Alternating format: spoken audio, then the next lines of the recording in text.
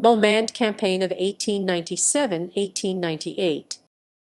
The First Mohmand Campaign was a British military campaign against the Mohmands from 1897 to 1898. Background: the Mohmands are a Pashtun tribe who inhabit the hilly country to the northwest of Peshawar in the northwest frontier province of what the British considered part of the British Empire, now Pakistan. British punitive expeditions had been sent against the Mohmands in 1850, 1852, 1854, 1864, 1879, 1880, but the principal operations were those of 1897, 1898.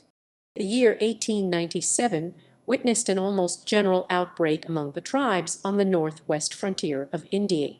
The tribes involved were practically independent, but the new frontier arranged with the Amir of Afghanistan and demarcated by Sir Mortimer Durand's Commission of 1893–1894, the Durand Line, brought them within the British sphere of influence.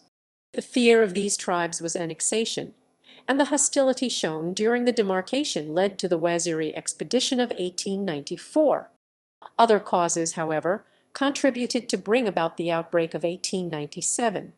The easy victory of the Turks over the Greeks in the Greco-Turkish War 1897 gave rise to excitement throughout the Muslim world, and the publication by the Amir of Afghanistan, Abdur Rahman Khan, in his assumed capacity of King of Islam, of a religious work in portions of which antipathy to Christians could be read, aroused militancy among the border Muslims. The growing unrest was not recognized, and all appeared quiet when, on 10 June 1897, a detachment of Indian troops escorting a British frontier officer was suddenly attacked during the midday halt in the Tachai Valley, where, since the Waziri expedition of 1894–95, certain armed posts had been retained by the government. On 29 July, with equal suddenness, the fortified posts at Chakdara and Malakand in the Swat Valley, which had been held since the Chitral expedition of 1895, were for several days fiercely assailed by the usually peaceful Swatis under the leadership of the Mad Mullah in the siege of Malakand.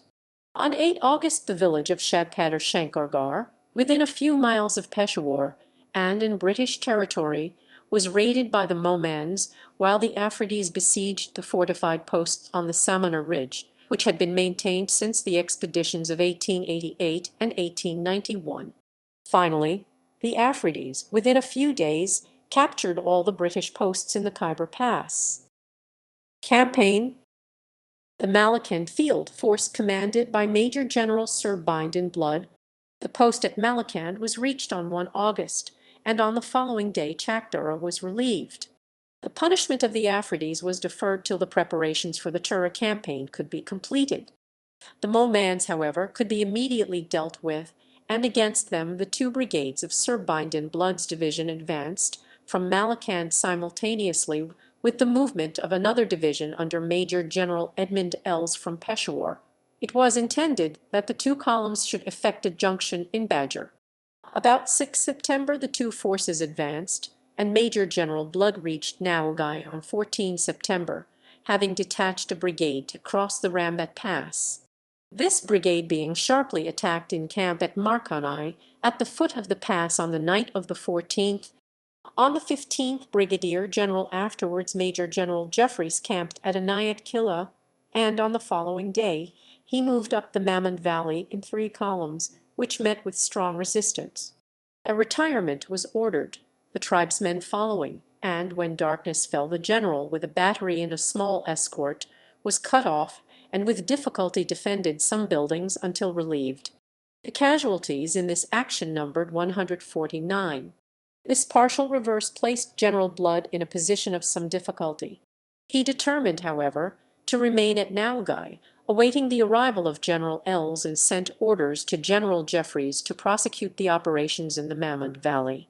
From 18 to 23 September these operations were carried on successfully, several villages being burned, and the Mohmands were disheartened.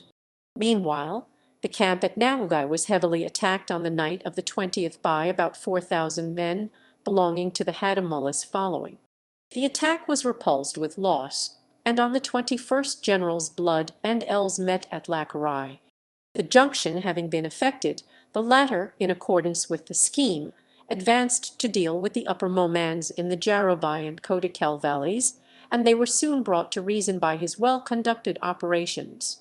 The work of the Peshawar division was now accomplished, and it returned to take part in the Tura campaign.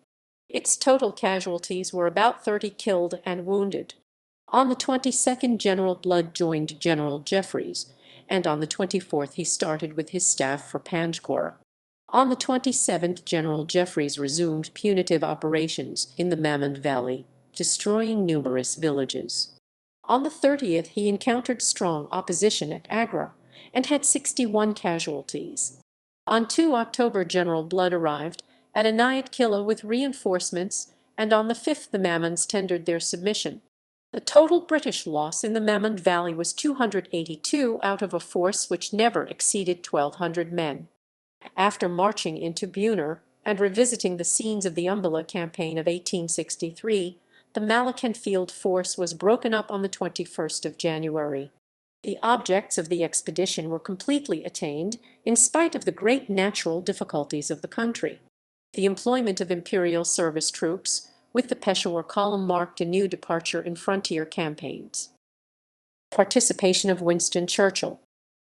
Winston Churchill accompanied the expedition as a second lieutenant and war correspondent, and wrote his first non-fiction book on it, The Story of the Malakand Field Force.